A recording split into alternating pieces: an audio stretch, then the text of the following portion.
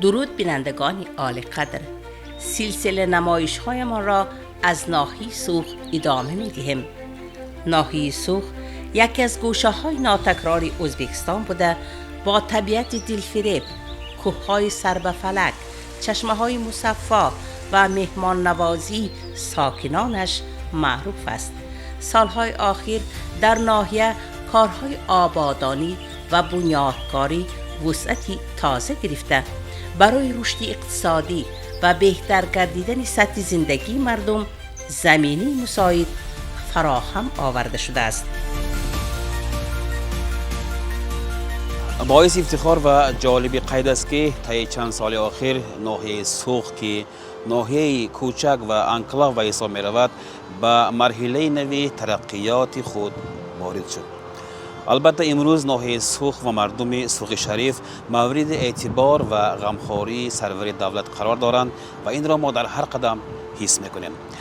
سال 2020 قرار سرور دولت ما تحت رقم 4798 دایر به رشد اجتماعی و اقتصادی ناحیه سوخ قبول کرده شد و در دوام 2 سال، یعنی از سال 2018 تا از 2020 در ناحیه سوخ در هر روند بسیار دیگرگونی های کلی و دیگرگونی ها نوگانی های با عصرها برابر به عمل برآورده و پیش از همه سطح زندگی، سطح حیات مردم ما نیز بالا رفته ایستاده است. امروز در هر یک محله ناحیه چون به هر یک محله قدم میگذارید، از بالای کارهای بنیادکاری، بیناکاری و نوسازی و نوگانی ها میبرید. امروز محله های ناحیه‌مان سیمای تماما زیبا و دیگر به خود گرفتند که این را در مقایسه با سالهای پیشین عموما تصور کردن ممکن نیست و امروز سیمای زیبای ناحیه باز هم زیباتر می‌گردد توسط اعتبار و غمخواری پرزیدنت مملکتمان و در ناحیه سوخ با درجه نیک و احوالی مردم نیز بسیار دقت و اعتبار مخصوص ظاهر می‌گردد.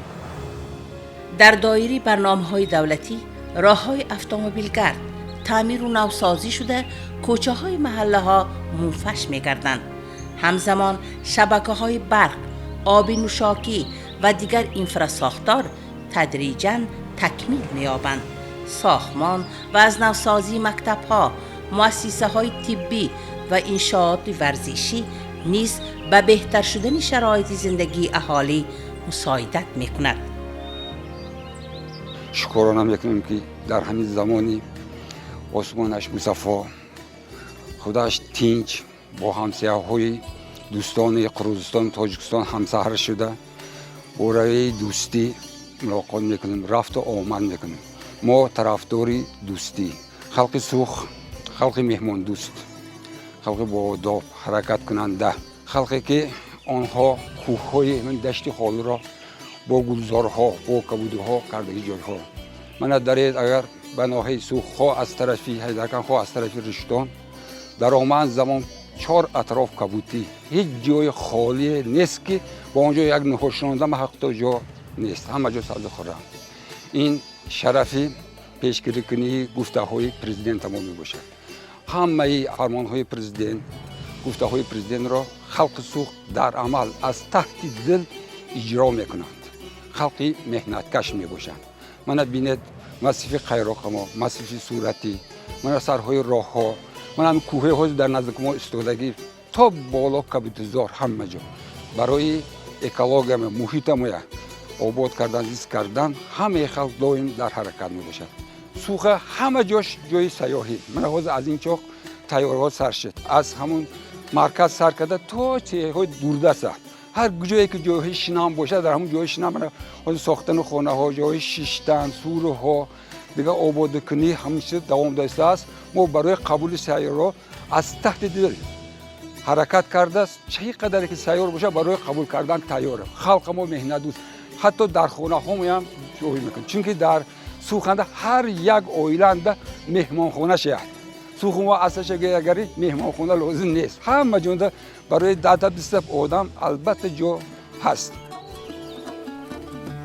به مسئله کبودگذار کنی و حفظ محیط زیست نیز اهمیتی مخصوص داده می شود.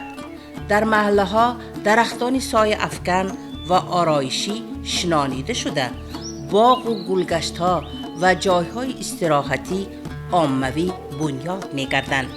این تدبیرها سیمای ناحیه را باز هم زیباتر نموده برای ساکنان و مهمانان محیط گوارا فراهم می آورند.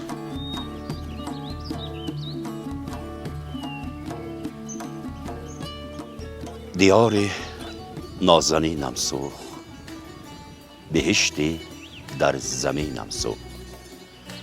روایت هست که میگویند هنگام تقسیم کردن زمین گویا به مردم سوخ زمین نرسیده است و خداوند از سر مهربانی و بخشایش و کرمش به سوخیان یک گوشه بهشت را هدیه کرده است. البته این روایت است، اما در ضمیر این روایت یک حقیقت عادی، یک واقعیت دلبر، یک واقعیت نازنین نهفته است.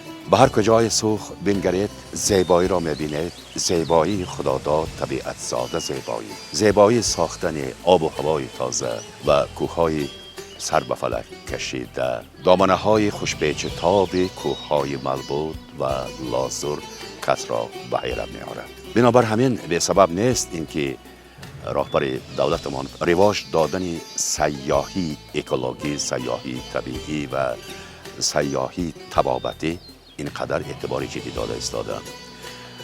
ما حالا در موضع ایستادیم که نام این موضع را قیراق میگویند و براستی امروز هر کسی به اینجا می آید اون قیراق پیشینه را نمی بیند، نمی شناسد. در هر قدم یک بازسازی، در هر قدم یک نیحال، در هر قدم یک بنیادکاری و پیشتر مردم سوخ می گفتند که قیراق یعنی جایی که خشک است، به آب است.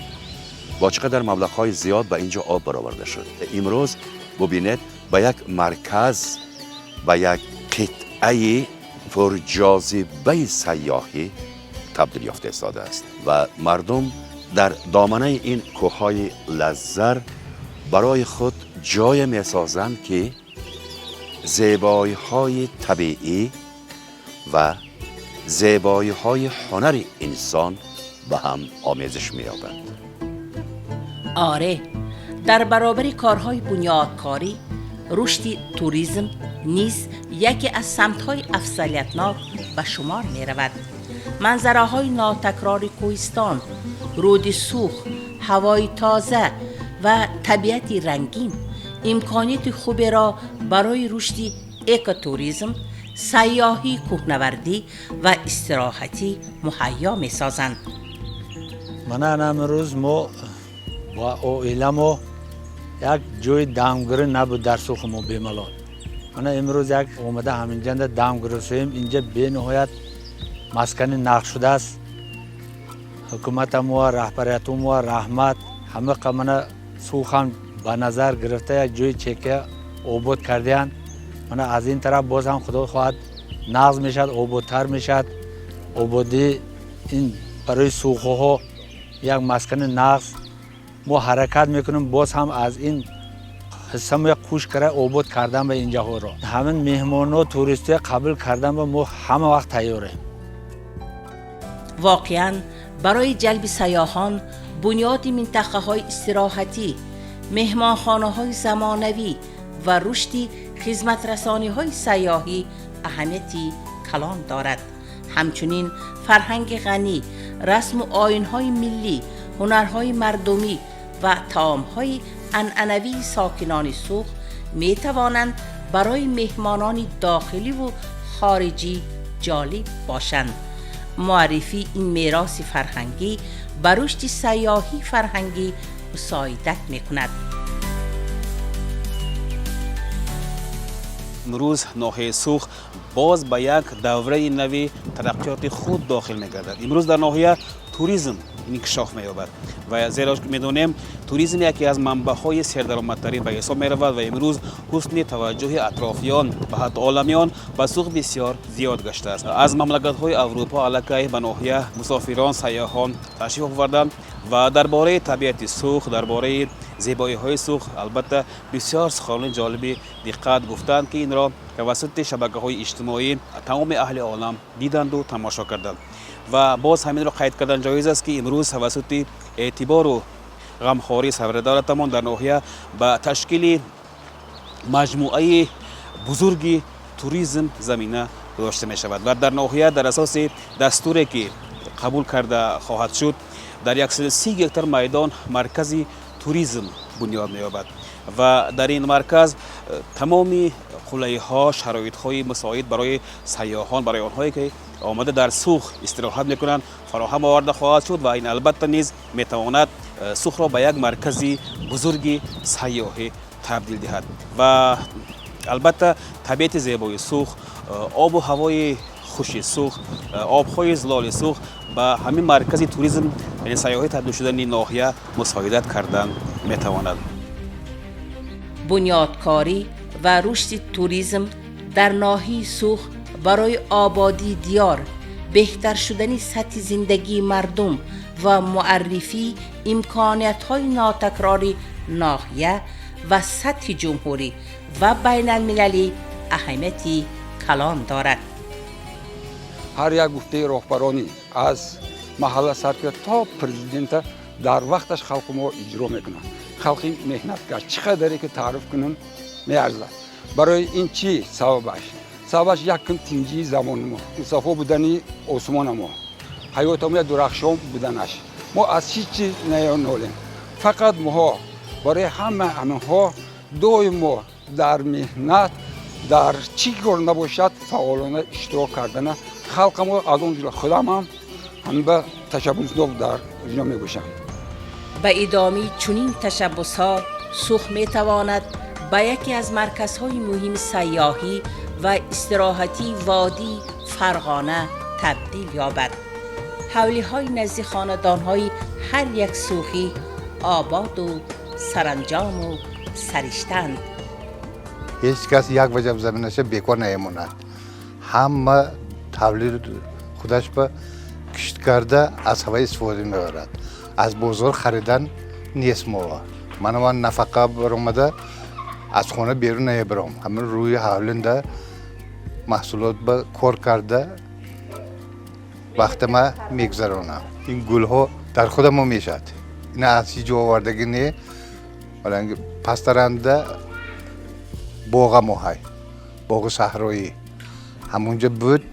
وقتی که اینجا خانه کردم آورده شنانده بودم بوش افورش محله و زیب میتیاد گفته کسی که میبیاد از این بهره‌مند شود گفته کوچه و کردگیم هم کوچه ما خوشرو شود هم دلانگیز شود. صحبت و شناسایی با مردم شرفمند و سربلند سوخ ترغیب زندگی این انسان‌های خاکسار و صمیمی ما را هم سرافراز نمود. در حقیقت حال آبادی از دل و دیده ها آغاز می گردد.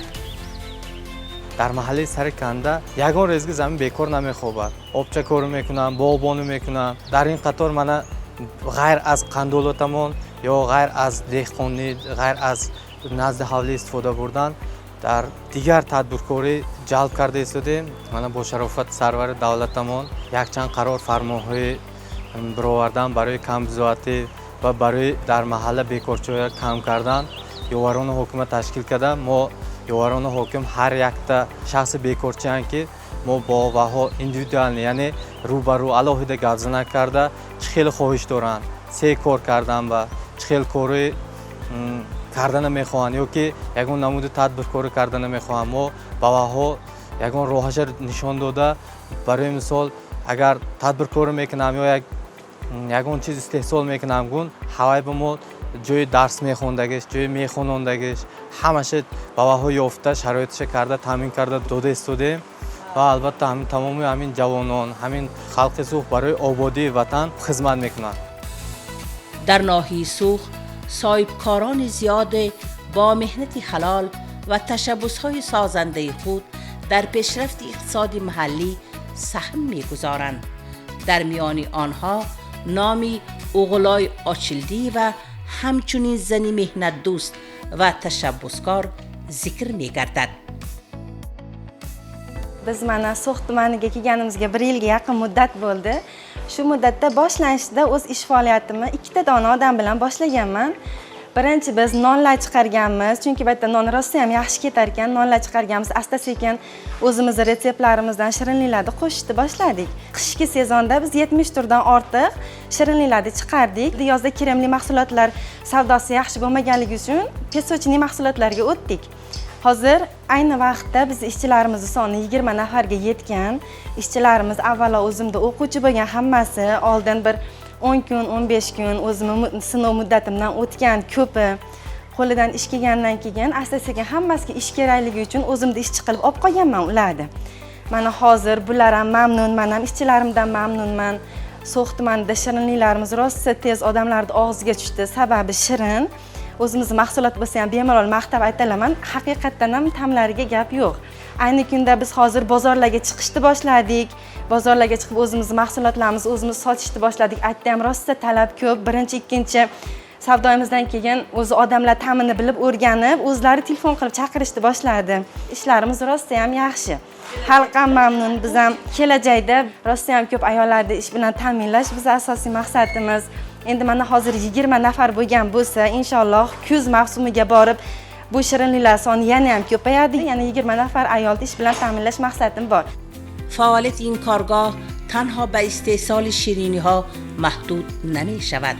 سیخ برای یک قطار زنان و جوانان محلی جای کار فراهم آورده و بلند شدن درآمدی عائله ها و رشد صاحبکاری زنان مساعدت می کند. ما همین 6 ماه باز اومده کار کردم، کار یاد دادن، هم پشرقای یاد دادن. اومده به ملال و دخترها کار کرده، نقص پشرقای من هم های برآورده. شکر که کارخانه برای زنای سوخو کشوده شده، به ملال هم مخصوصا رحمت همین کسب. امروزها محصولات سیخ قنادی مرغلان در دسترخوان بسیار عائله ها جای گرفته، در توی و مرکه ها نیز استفاده می شود. این اعتماد مردم نتیجه مهنت پیوسته و توجه صاحبکار به صفت محصولات است. کامیابی اغلای آچلدی و برای جوانان و زنان دیگر نمونه عبرت می باشد. او ثابت می سازد که با مهنت حلال، اراده قوی و دوست داشتن کسب می توان به نتیجه های نظررس نائل گردید و در آبادی دیار سهمی ارزنده گذاشت. خدا حافظ.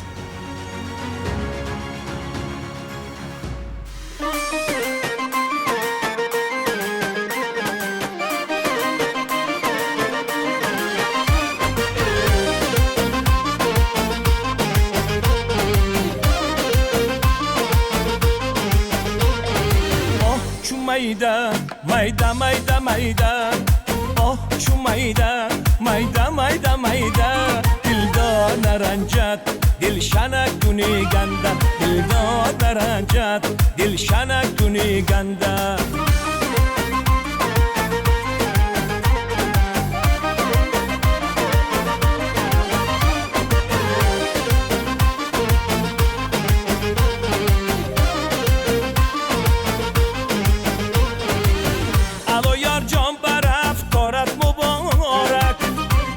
ساری گل نارد مبارک الا یار جان برف کارت مبارک برق ساری گل نارد مبارک شنیدم که تو یاری نب گرفتم شنیدم که تو یاری نب گرفتم یاری نب گرفت دارد مبارک یاری نب گرفت دارد مبارک şu mayda mayda mayda mayda oh şu mayda mayda mayda mayda dilda naranjat dilshanak duni ganda dilda naranjat dilshanak duni ganda